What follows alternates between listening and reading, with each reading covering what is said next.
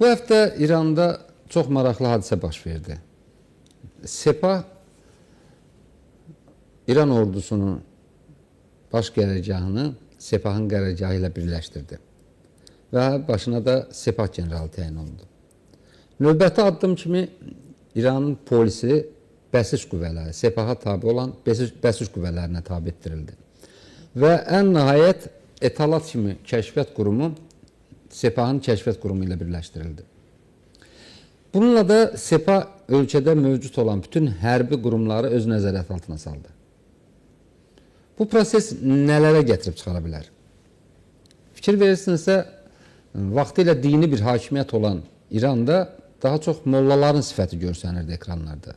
Daha çox mollalar, belə deyək, ayətullahlar idarə edirdi ölkəni. Amma artıq onların səsi çıxmır. Halbuki ən mötəbər məclisləri, Xudriqandır, Məşvərət Məclisidir, ayətullahların yığışdığı bir məclis var. O cümlədən belə ali dini rəhbəri, ali rəhbərin özüdür. Yəni bu fərdlərin, bu insanların səs sorağı çıxmır. Bütün səlahiyyət Sepahın nəzarətindədir. Arada bir Pezeşkiyan danışır, sivil hökumət kimi, hökumətin rəhbəri kimi. Arada bir Qalibov danışır danışıqlarla bağlı və Araqçı. Onları da demək olar ki, susturublar və yaxud da ki, neytrallaşdırıblar. Nə baş verir? Sepahın diktaturası mı yaradıldı?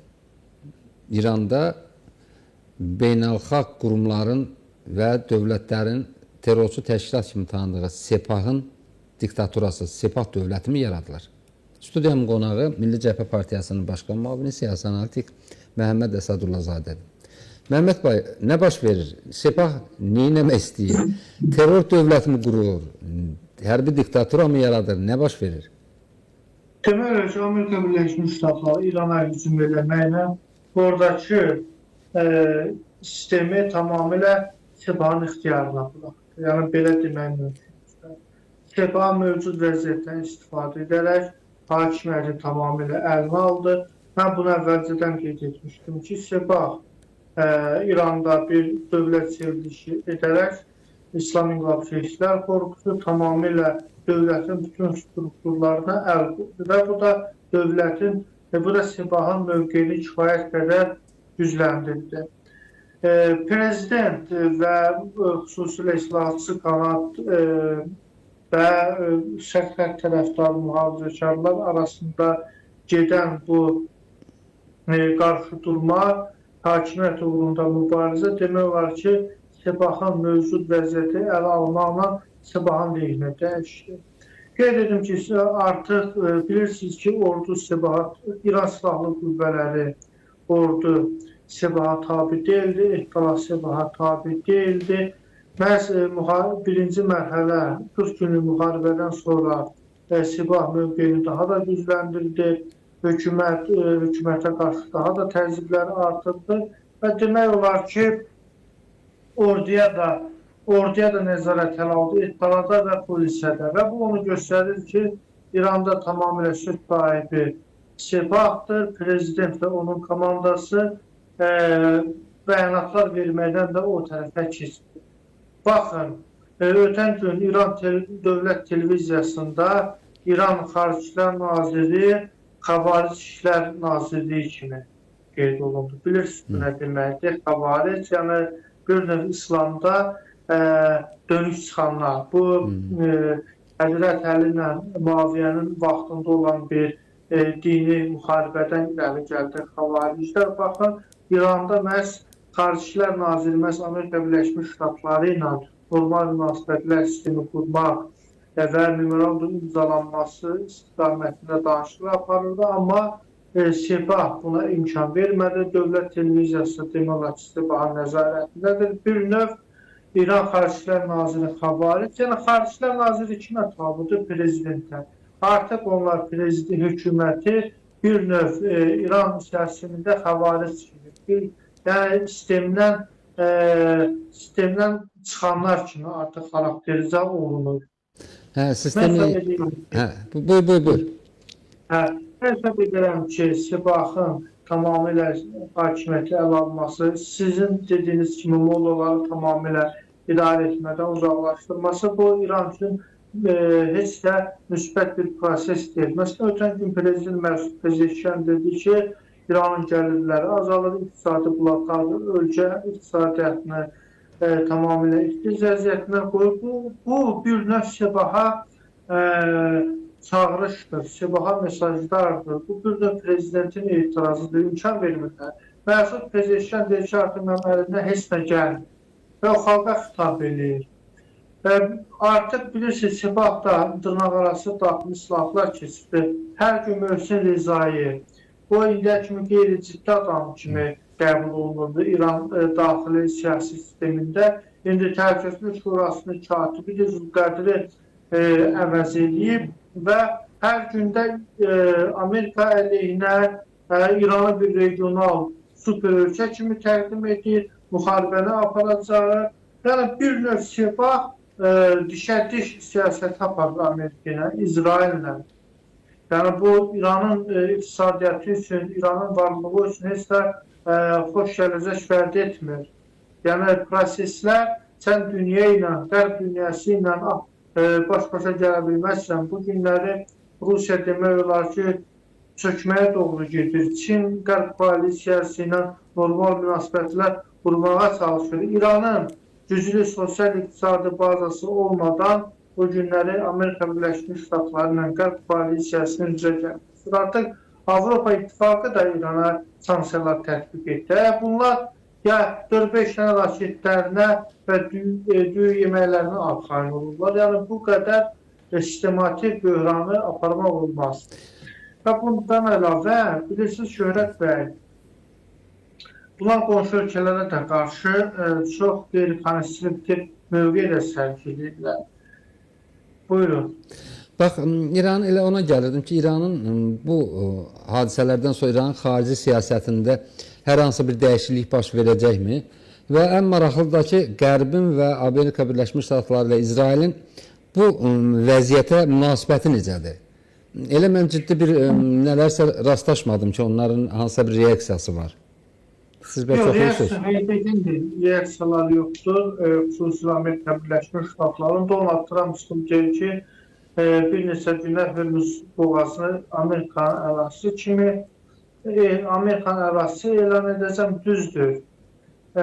Bu günləri tamamilə İran dövlət televiziyalarında və İran mətbuatında biz İslam İnqilab Keşikçiləri Korpusunun generallarının ancaq bəyanatlarını görürük. İran televiziyalarında onları hərbi mündürdə bəyanatlar verdiyini görürük. Konkret olaraq İranı bunlar idarə edir. Amerika Birləşmiş Ştatları da təbii ki, prosesləri izləyir. Çünki Amerika daha çox prezidentlə işləməyə çalışır. Memorandum da onunla bağlanır. Hətta mollaların çoxu, bu mülki mollalar, onlar prezidentləri imzaladığı memorandumun İranın əməkdaşlığının, qərb əməkdaşlığının bir mexanizm olduğunu da vurğulayırlar. Amma Amerika ilə bütün danışıqları Sebah təksib edib, müqavimətlərini davam etdirəcəklərini vurğulayır. Hörmüzün açılması üçün də çox ciddi şəkildə Amerikaya qarşı bir şərtlər irəli sürür. Amma indi mətbuatda da yazılır ki, Birləşmiş Ərəb Əmirliklərinə İran anlaşır, Qətər anlaşır, İrana maliyyə transferləri həyata keçirirlər, Sebaha pul ödəyirlər ki, İran Birləşmiş Ərəb Əmirliklərə, Qətərə hərbi zərbələr indirməsin, onların tankerlərinin və ticari gəmilərinin Hörmüz boğazından keçməsinə mane olmasın. Amerika elan edir ki, Hörmüz boğazından mən nəzarət edirəm, İran deyir ki, mən nəzarət edirəm. Bax, burada da proseslər tamamilə dalana dirənir. Xaricilər Nazirliyi də qeyd edir ki, biz vasitəçilər vasitəsilə də Amerika Birləşmiş Ştatlarının da danışmaları aparır. Burada oturub içməklə məsələn. Mən düşünürəm ki, Amerika Birləşmiş Ştatları ilə də danışıqlar davam edir. Hörmüz boğazı bu günləri İranın nəzarəti altındadır, nəinki Amerika Birləşmiş Ştatları nəzarəti.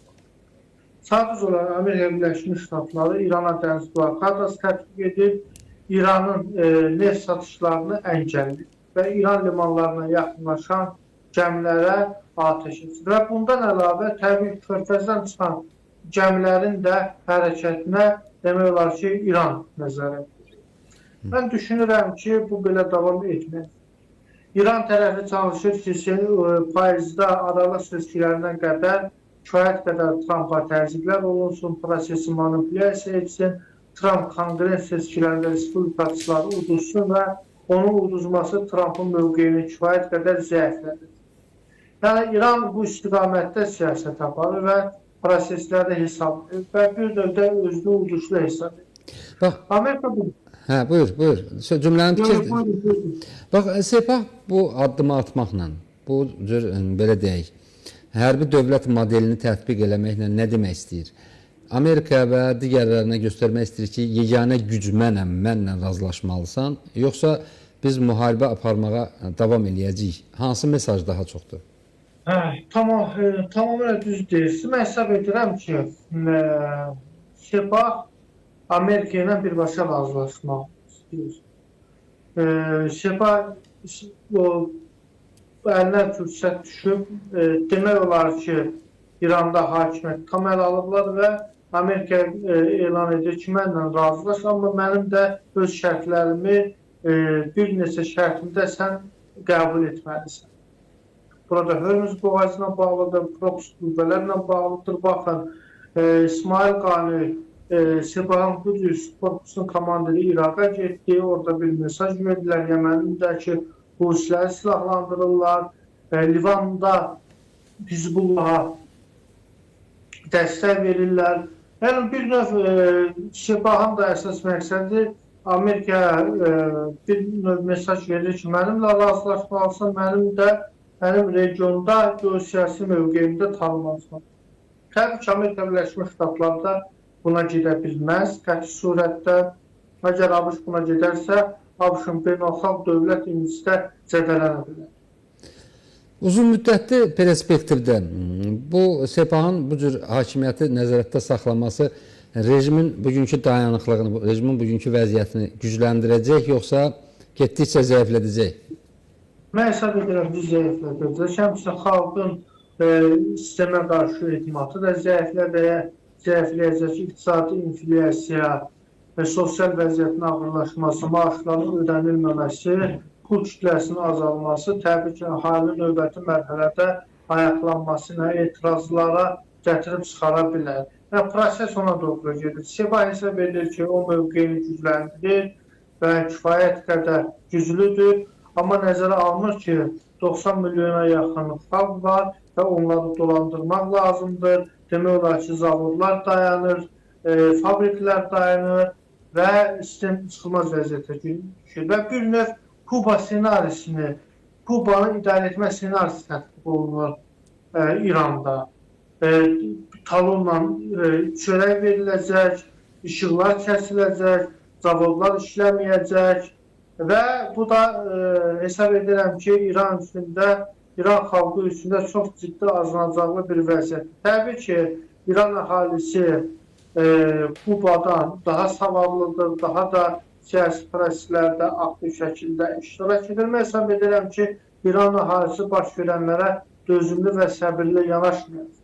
İndi onlar prosesi gözləyirlər və hesab edirlər ki, müəyyən bir anlaşma olacaq. Bir növdə Məsud Pezeşkiyana da etimad edirlər, amma günü-gündən də Məsud Pezeşkiyanın prezidentin səlahiyyətləri əlindən alınır.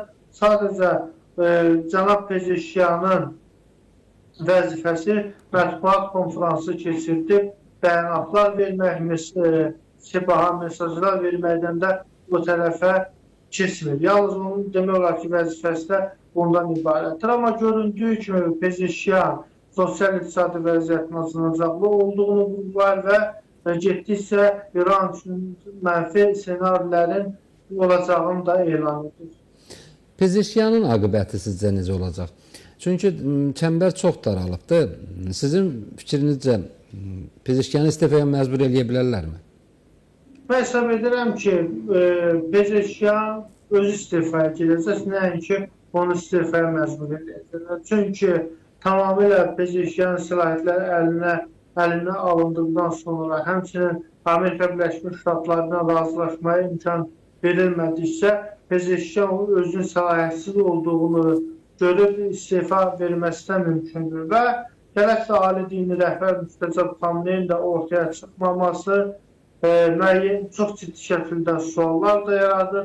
Mən hesab edirəm ki, Müstəcəb Xameneyi ümumiyyətlə həyatda yoxdur və Sepah ölkəni tamamilə onun adından da idarə edir.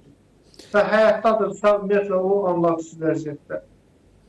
Və polisin və kəşfiyyatın Sepahın nəzarətinə keçməsi, daha çox da polisin nəzarətə keçməsi ölkədə bir repressiya ab-havasının güclənəcəyi görüntüsü yaratdı. Siz necə düşünürsünüz?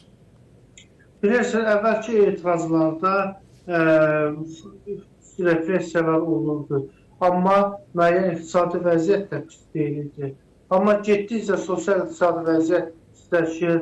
Bilirsə, az qılınca çarpardı. Sepah hesab edir ki, polisi özlərinə tabi etdirməklə repressiyalar daha da gücləndirəcək, xalqın etirazını boğacaq, amma yanılırlar. Sabahları Sepah, elə polis də, ordu da və digər güc strukturları da xalqın ətrafına keçirlər. Sabahları polisə maaş verməyəndən sonra 3 ay, 4 ay evinə pula apara bilməyən polis təbii ki, Sepahın dediklərinə əməl etməyəcək, xalqın yanında duracaq, o da etiraz edəcək.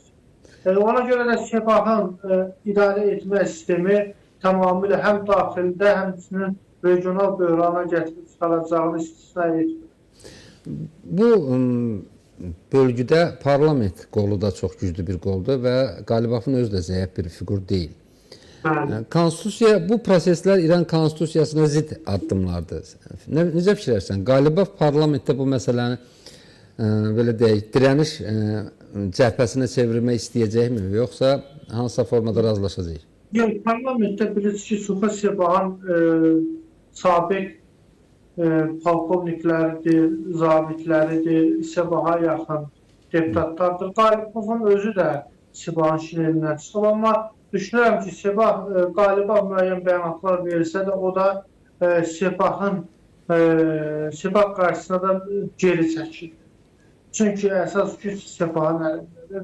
Düzdür, imkan var idi ki, Qalibaf, Pezeşkan və onun hökuməti müəyyən qədər Sepahın üzərinə geçsinlər. Onlar böhranın yaranmaması üçün, daxili siyasi sabitliyi qorumaq üçün buna getmədilər.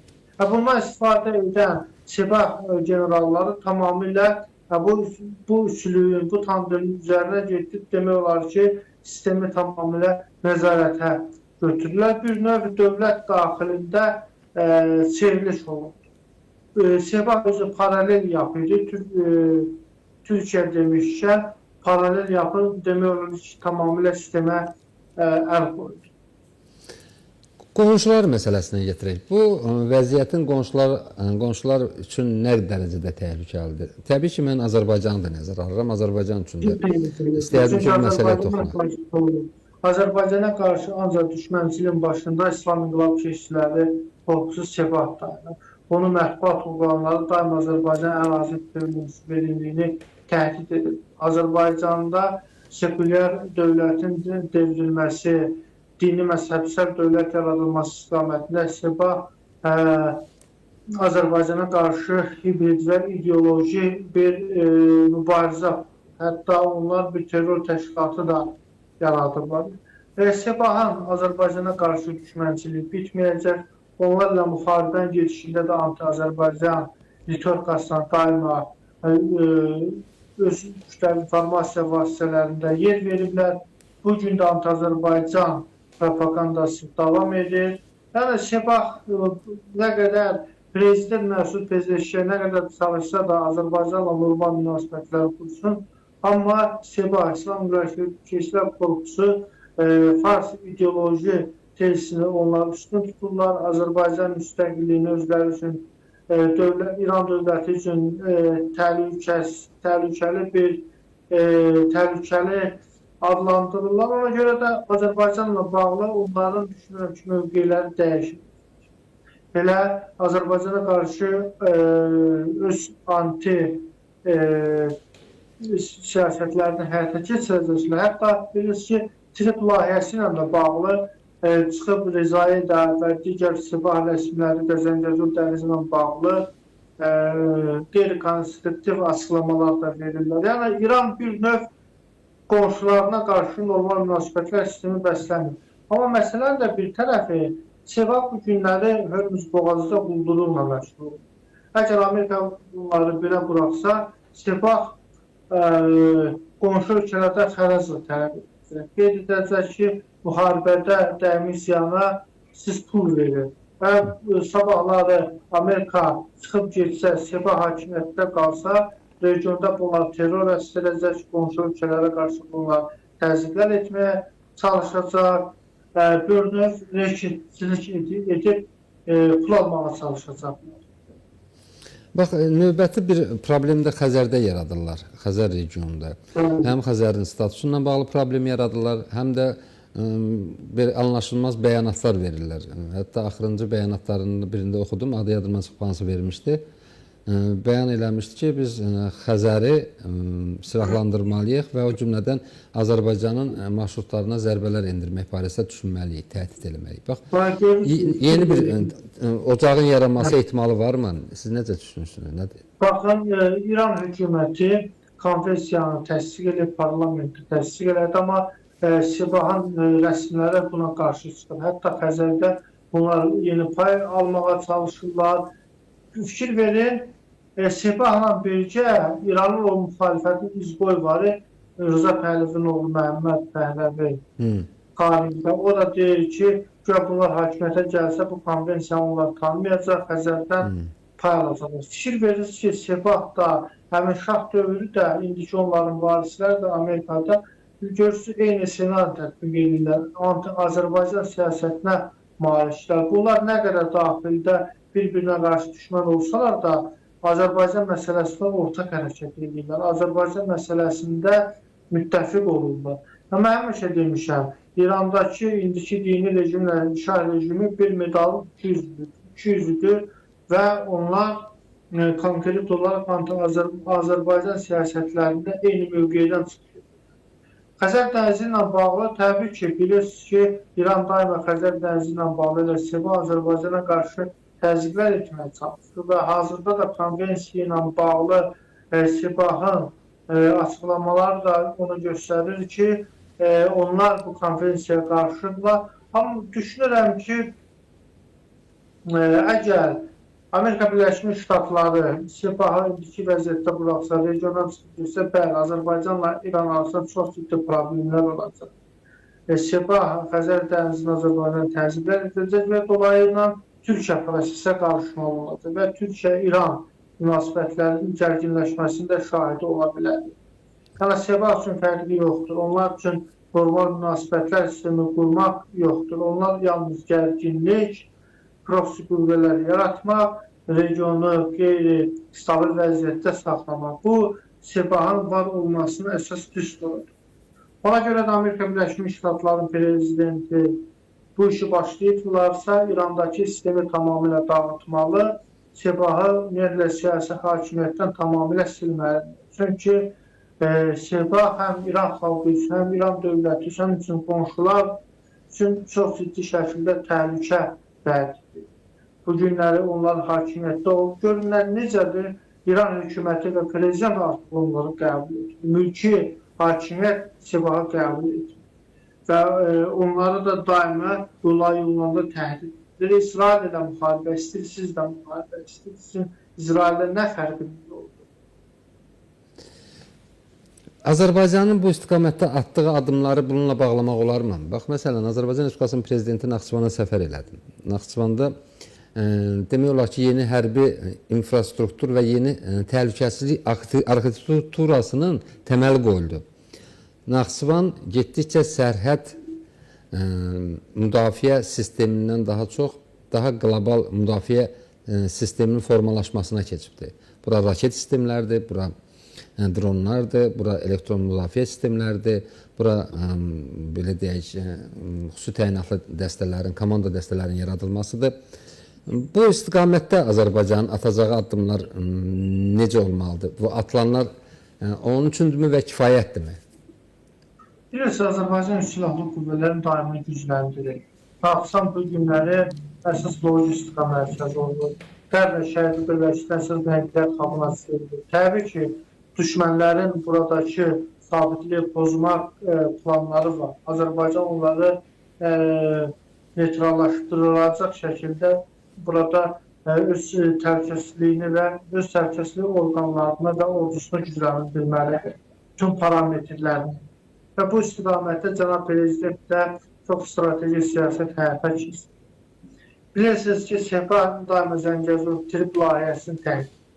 Ermənistanla bunlar arasında danışıqlar gedir, amma yenə də Sepah'a inanmaq olmur. Onlar danışıqlardan mehriban qonşuluq əlaqələrindən danışırlar, amma praktikada tamamilə düşmənçilik siyasət həyata keçirirlər. Ona görə də Azərbaycan təbii ki, həm Naxçıvanda, həm və biz digər ərazilərdə silahlı qüvvələr tamamilə birləşdirilir, gücləndirilir, gələcək təhlükələrə qarşı tamamilə hazır vəziyyətdə saxlanılır. Bu, Azərbaycan prioritet siyasətidir və regionda təhlükəsizliyin təmin olunması istiqamətində aparılan siyasətin məntiqi nəticəsidir. Hesab edirəm ki, bəli, təhlükələr var, bu təhlükələr də daim olacaq. Özdə bizə bilirsiniz nə vaxt bu ağlımıza çatdı ki, İran vura bilər. O 5 mart hadisələri, Naxçıvana endirilən dron zərbələrindən sonra biz hadisələrin hara getdiyini və İranın reallıqda nə eləmək istədiyini dərk elədik. Bəli, ona görə də həm Naxçıvanda havada müdafiə sistemləri ciddi şəkildə qurulmalı, orada tamamilə, oradakı ordu tamamilə regionda ən güclü ordu olmalıdır və bu istiqamətdə Cənab Prezident yaxşı bilir və bu müstəvidə Naxçıvanın təhlükəsizliyin təmin olunması istiqamətində zəruri nə var, o da atılır. Yəni, təbii İran, bəli, Naxçıvana zərbə endirmişdi Sepah və artıq biz bunu yaşamışıq və bundan sonra da biz İrana arxain olmamalıyıq. Öz ordumuza, öz siyasətimizə, öz gücümüzə arxain olmalıyıq. Və sonuncu bir məsələyə toxunaq. Bu hadisə Türkiyə və Pakistanla münasibətlərə necə təsir göstərəcək? Çünki onlar çox ciddi aktordur bu məsələdə və mən deyim ki, yəni bu qüvvələrin hakimiyyəti İranın tam nəzarətə götürməsi fikrimcə nə Pakistanı qane eləyir, nə Türkiyəni. Təbii ki, Pakistan da Türkiyə də bundan razı deyirlər. Türkiyə oradakı Pezeşkanın söz sahibi olmasında maraqlıdır. Həmçinin Pakistanın vasitəçiliyini də Sepah qarşısına alır. Təbii ki, Pakistan da Türkiyə bundan narazıdır və proseslərin gedişatını izləyir. Və düşünürəm ki, Amerika Birləşmiş Ştatları da baş verənlərə dözümlü yanaşmayacaq. Ola bilər ki, İrana yenidən böyük zərbələr, daha da dağınızı zərbələr vurulsun. Və onda da nə Pakistan, nə də Türkiyə İrandakı sistemi müdafiə edir. Və sözün düzü suallarım yekunlaşdı, amma bir məsələ mənim diqqətimi çəkir həmişə. Müçtəbə Xamenei İranın ali rəhbəridir. Rəhbərin ölkədə birləşdirici və barışdırıcı mövqeyi həmişə Xamenei dövründən bəlli olurdu.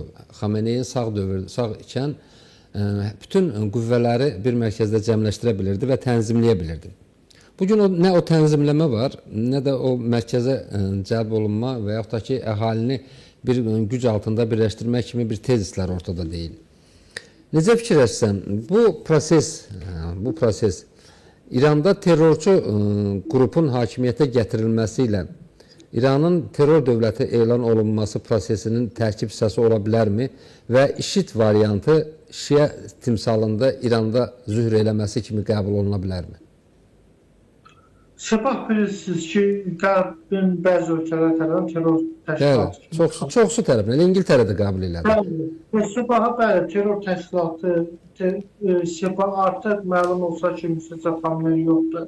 Sepah Pezeşkan istefa verir, hökumətin demək mövqeyi yoxdur. Sepah əsas söz sahibidir və Amerika ilə də anlaşmaya getmir, qonşu ölkələrə qarşı terror əsir. Bəli, Qərbin İrana qarşı koalisiyası formalaşa bilər. Hərbi koalisiya İranı bombardman edə bilərməz. Sepah'a tamamilə hakimiyyətdən salmaq. Amma burada Şiə və yaxud IŞİD kimi terminləri mən düşünürəm ki, bunlardan istifadə bilirsiniz, IŞİD və digər bunlar konkret olaraq bəli, terror təşkilatı kimi yaranmışdır. Amma bu günlər Sepah uzun İran İslam İnqilabı, İranda İslam Respublikası elan olunanda bu dövlətin strukturu. Həmin strukturdan heç nə qalmayıb da, problem oradadır. İslamdan bir şey qalmayıb. Mən düşünürəm ki, gəlin bu İslamla da əlaqələndirməyək. Bu günləri Sepahın öz axı İslam dini ilə demək olar ki, heç bir əlaqəsi yox. Bəli, mən də onu demək istəyirəm. Bəli. İdeologiyası həyata keçirirlər, terror həyata keçirirlər. Terroru dinə də bağlamaq özü yanlışdır. Və bu günləri Qərbin müəyyən mərkəzləri İslamı götürüb terrora bağlayırlar. Heç vaxt əsl mömin özünə bomba bağlayıb partlada bilməz. İslam dini bunu qəbul etmir. Qəti surətdə. İslam dini sülh və rifah dinidir və ekstremizmin, terrorun, insan ölümünün İslamla heç bir yaxından uzaqdan əlaqəsi yoxdur. Razıyam yoxdur, amma Sepahım var. Minnətdaram. İslam da sülh deyil. Təbii. Mən də elə ona gətirmək istədim ki, yəni Sepah İslamı İranda təmizlədi.